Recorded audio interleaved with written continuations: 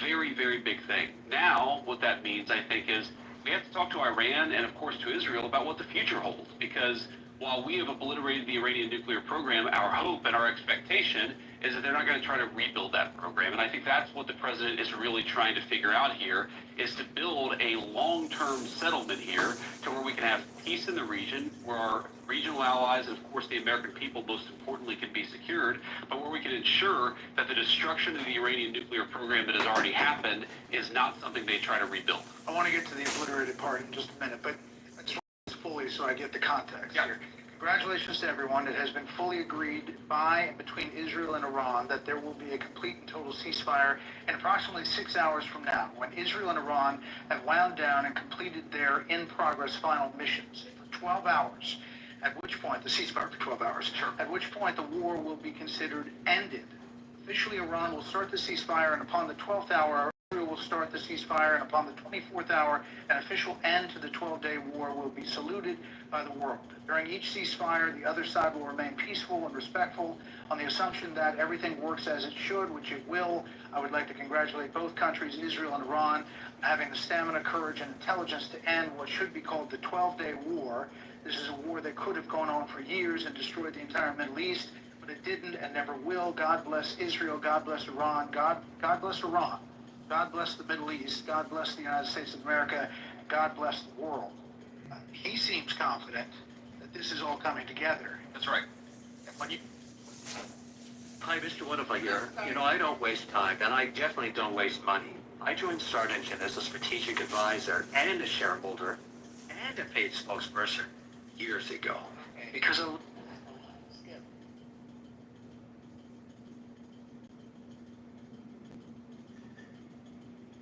And when you left the White House, were you thinking this was all gelling here? When I left the White House, I thought that we might be able to get it across the finish line before this broadcast, and it looks like the president has been able to do that. I mean, look, he's been working the phones constantly. Frankly, before the 12-day war started, but certainly over the past 12 days, the president's been extremely clear about America's national objective here. It is to create a world where Iran cannot build a nuclear weapon. We, of course, destroyed the nuclear program that they had, and the president told the entire team, we're going to work to make sure that they don't try to rebuild that nuclear capability in the future. And look, this is a great thing. For Israel, think about this. They've accomplished an important military objective. They've helped us destroy the Iranian nuclear program. They've also destroyed the conventional missile capability of Iran that threatened the country of Israel.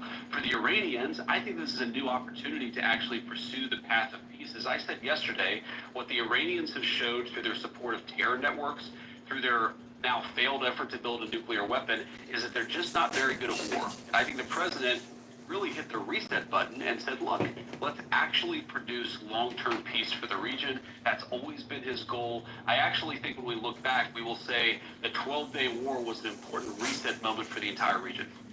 Would you be surprised if Iran is sending out signals that it doesn't have a specific ceasefire plan? How would the communication have been with the Iranians to get this level of confidence to put out that detailed statement? Well, one of the things I've learned, Brett, about the Iranians in the past, 4 or 5 months that I've been in this job is what they say publicly and privately can sometimes be very different. I think what the Iranians have shown very clearly is they don't want this war to go on for much longer. Their air defenses have been totally destroyed. Don't eat breakfast until you learn about caloric bypass. Your breakfast is setting you up for the entire day to either gain weight or lose it. The term breakfast literally destroyed. Their conventional missile program has been largely destroyed, and of course their nuclear program has been obliterated, as I said before. So I think the Iranians are at a place where they don't want to keep on fighting.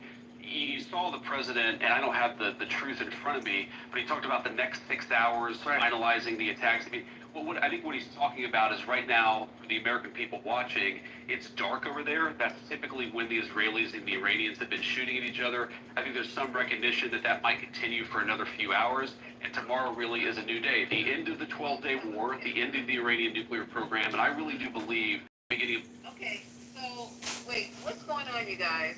I thought we were having what happened? They can shoot for another, 12 hours? Yeah, Trump said that in the initial statement, yes. Yes. What's the point of that video? What's the point? Because basically they had because both sides had operations already in motion. So